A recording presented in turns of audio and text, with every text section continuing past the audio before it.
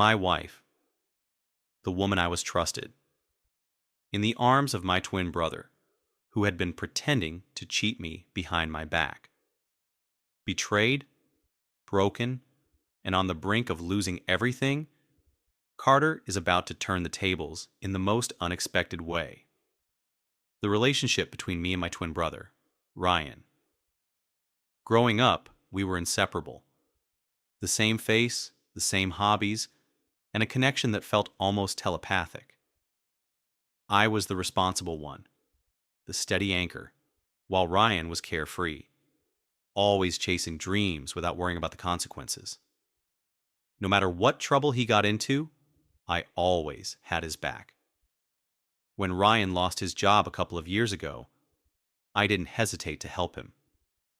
I opened my home to him, gave him a place to stay, and even supported him financially until he could get back on his feet. By that time, I was married to Emma, the love of my life, and we had been together for 5 years. Emma adored Ryan's humor and easygoing nature, often joking that he was like the younger brother she never had. At first, I was happy to see them getting along so well. I thought Emma and Ryan's bond was harmless, maybe even a blessing. But small signs started to gnaw at me. Emma began to spend more time laughing at his jokes. Their conversations grew longer, and I started noticing late-night texts on her phone that she quickly hid when I walked into the room. Ryan, too, began acting differently. He avoided eye contact with me and seemed oddly tense whenever Emma was around. I chalked it up to stress from his unemployment. Looking back, I realized that I was blind, too trusting of my wife and my brother to see the betrayal unfolding right in front of me. The truth hit me like a freight train. One day, I came home early from work, and the sight that greeted me in the living room will haunt me forever. Emma and Ryan, caught in a moment that left no room for misinterpretation. They froze the moment they saw me, guilt written all over their faces. Ryan stammered something about it not being what it looked like, but his expression betrayed the lie. My heart shattered as the weight of their betrayal sank in. This wasn't just an affair. It was a carefully planned scheme. Emma and Ryan weren't just sleeping together, they were plotting against me. A conspiracy to take away everything I held dear, my marriage, my dignity, and even my hard-earned money. After catching them red-handed, I stormed out of the house that day, my mind racing with anger and disbelief.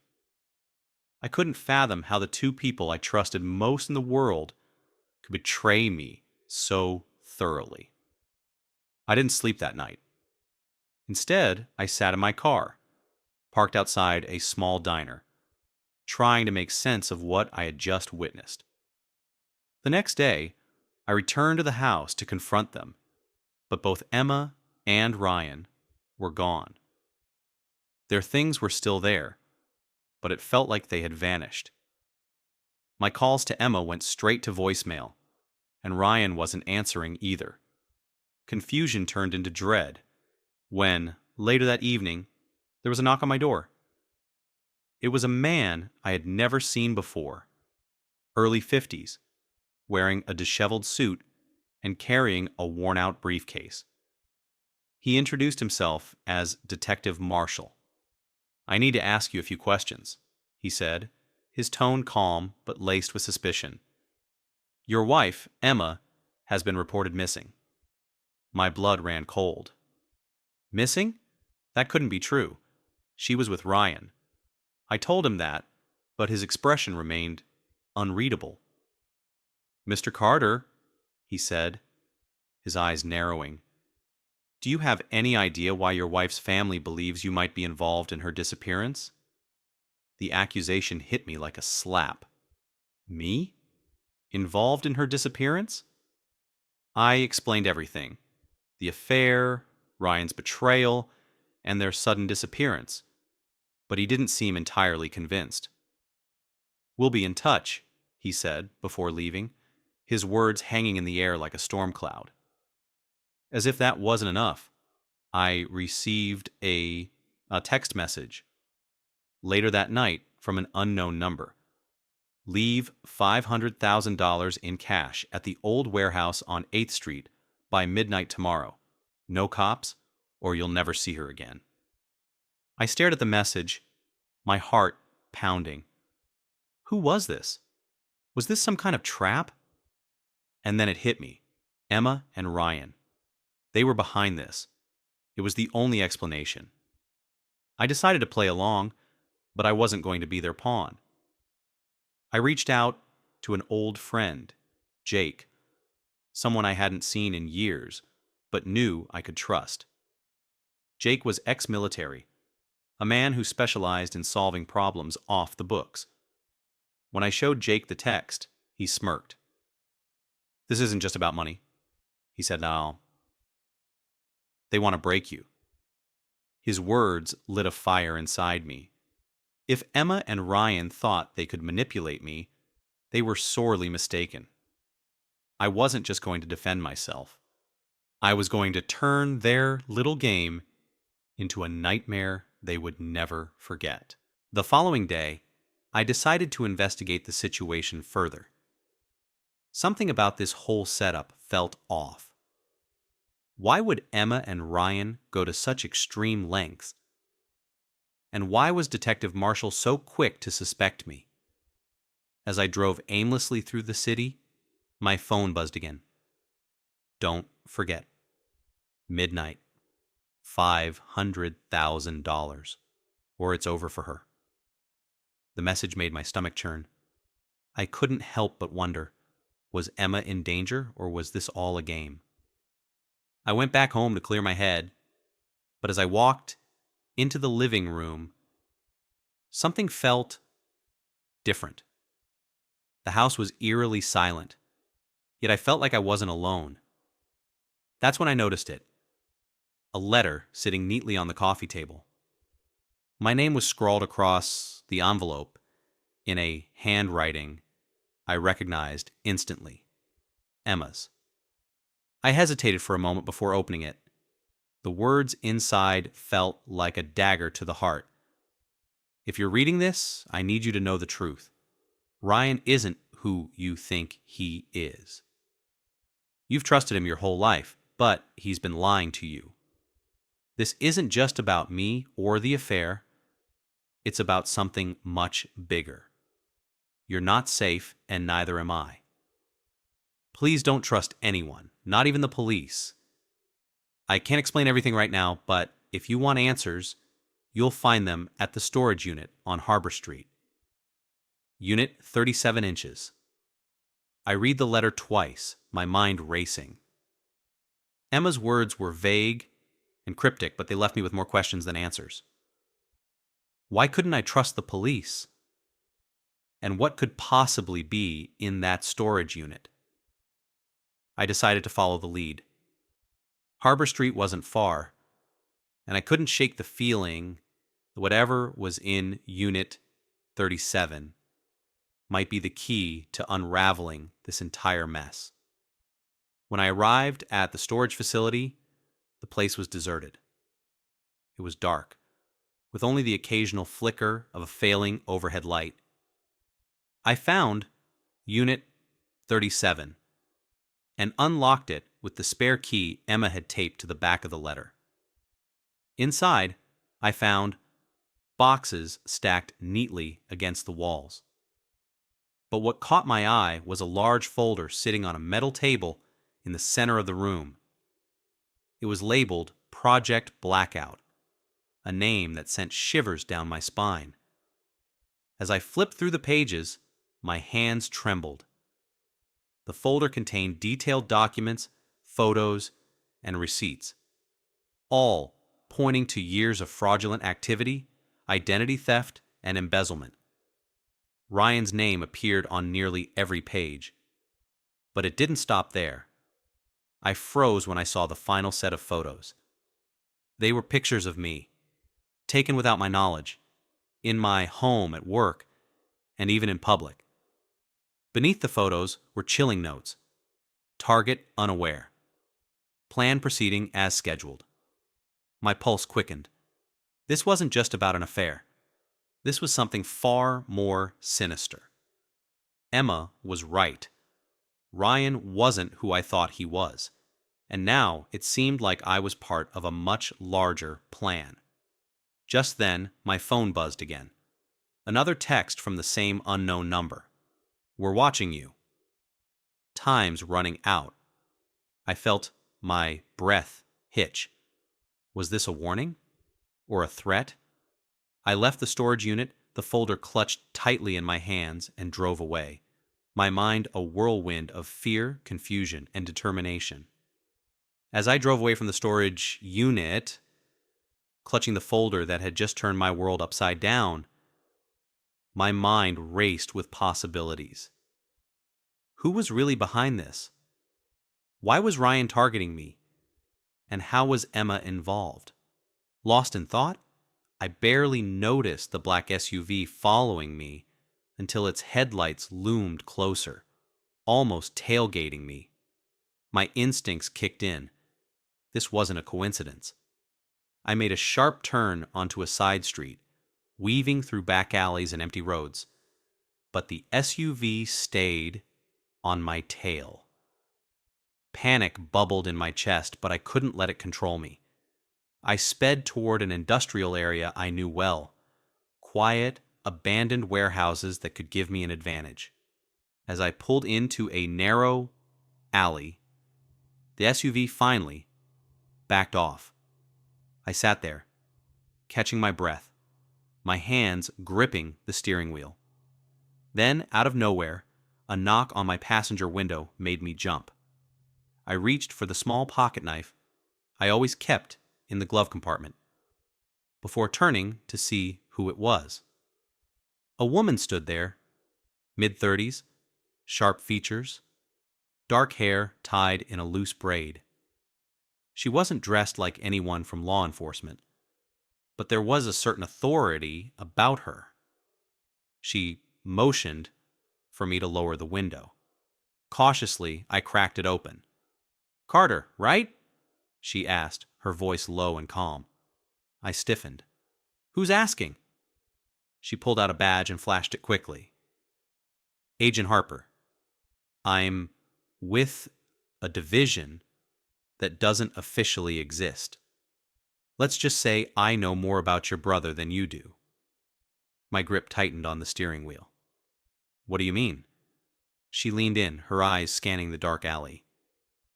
"Ryan isn't just your twin brother. He's been working with a syndicate for years. Identity theft, fraud, even blackmail. And you've been his scapegoat this whole time." Her words hit me like a ton of bricks. My mind flashed back to the photos in the folder, the surveillance, the cryptic notes. "I don't understand," I said, my voice shaky. "Why me? Why now?" Agent Harper glanced over her shoulder, as if expecting someone to appear out of the shadows. "Because they're escalating. The syndicate Ryan's tied to is dangerous, and you're in the crosshairs. That $500,000 they demanded, it's not just money. It's to fund something much bigger. And if you don't cooperate, they'll eliminate you." "Why should I trust you?" I asked, my suspicion growing. She smirked faintly. "You shouldn't. But I'm the only one who can help you right now." She handed me a burner phone. "When you're ready to stop running and start fighting back, call me. But be careful. There are more players in this game than you realize." With that, she disappeared into the shadows, leaving me more confused than ever. Who was Agent Harper really working for? And could I afford to trust her? As I sat there in the dark, my phone buzzed again.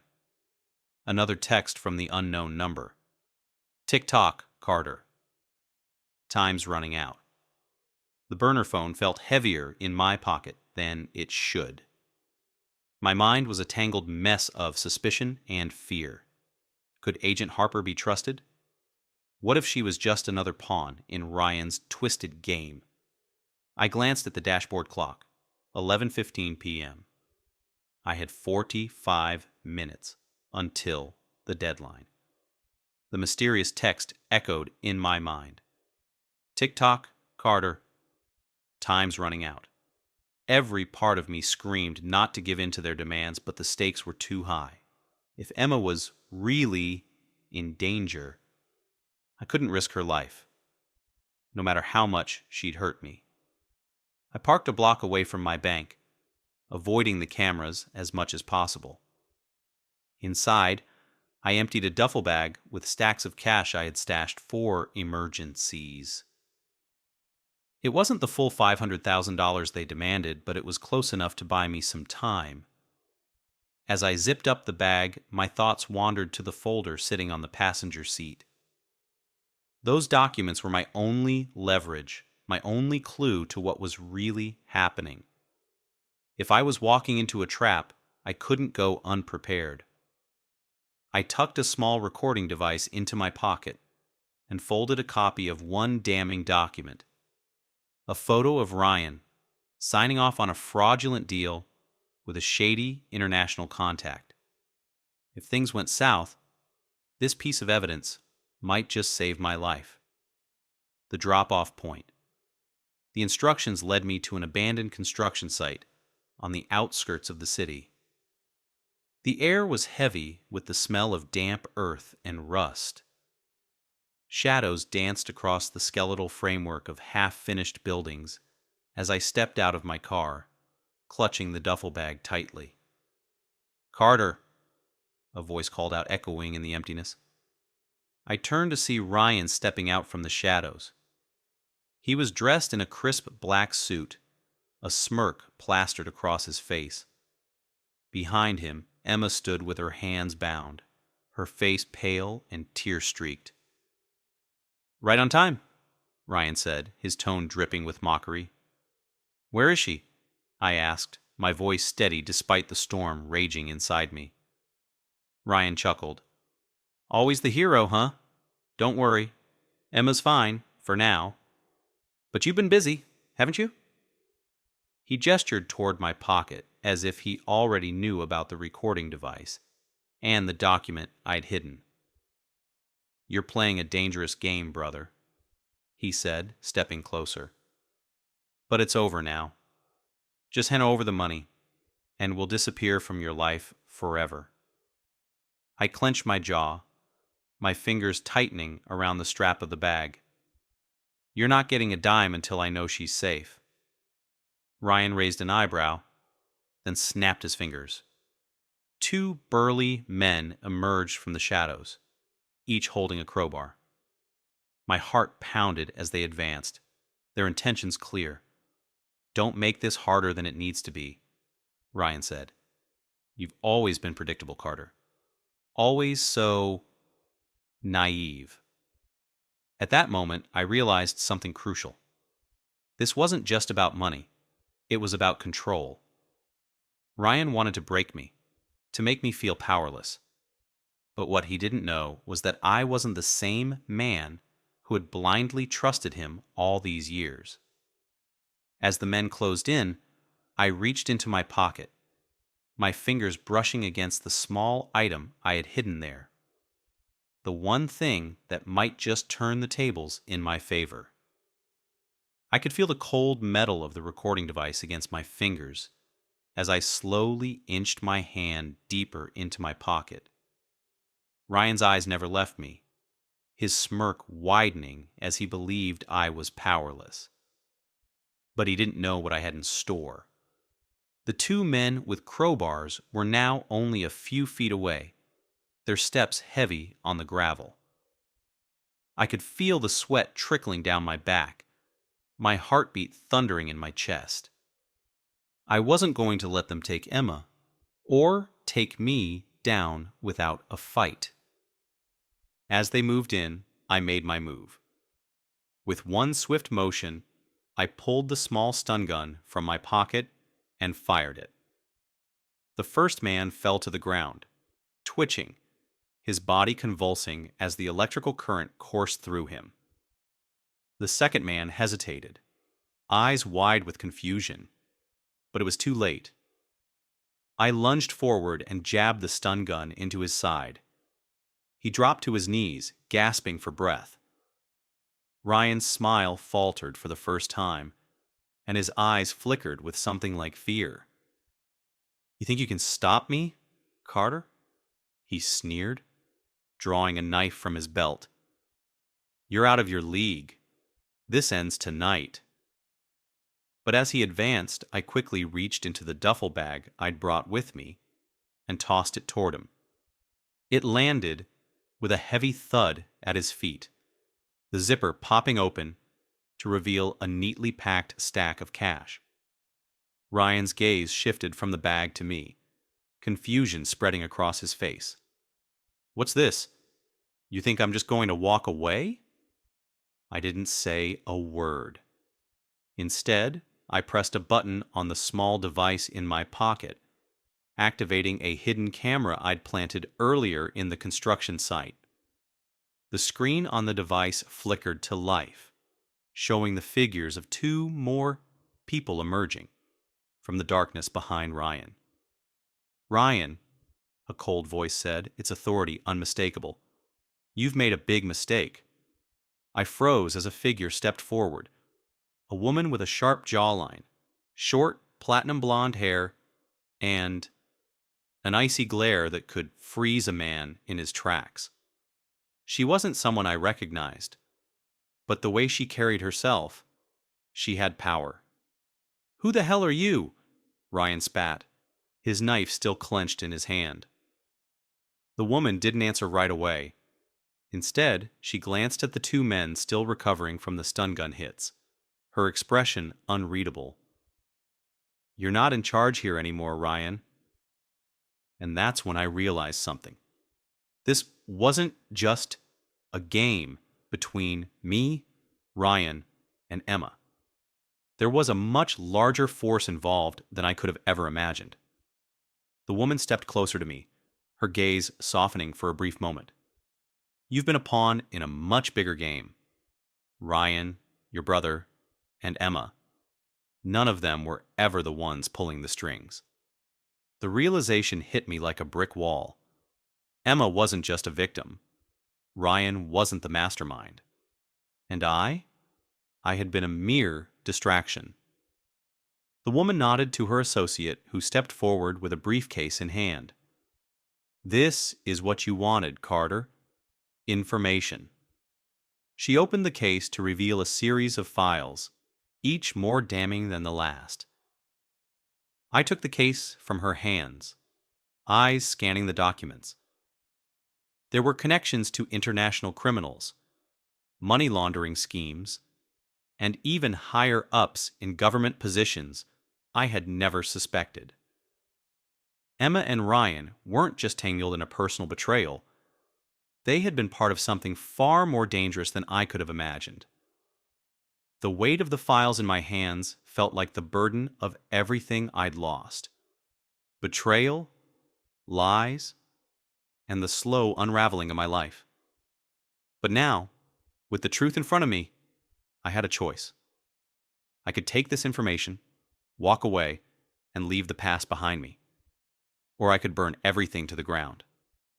I glanced at Ryan, still struggling to process the events unfolding in front of him. His knife had lowered slightly, the threat fading as confusion took over. Emma was still standing there, her face twisted in guilt and fear, her arms bound by the two goons, who had now recovered enough to stand on shaky legs. The woman from before, the one who had led me here, stood silently, watching everything unfold with cold detachment. She wasn't my ally. She wasn't anyone's ally.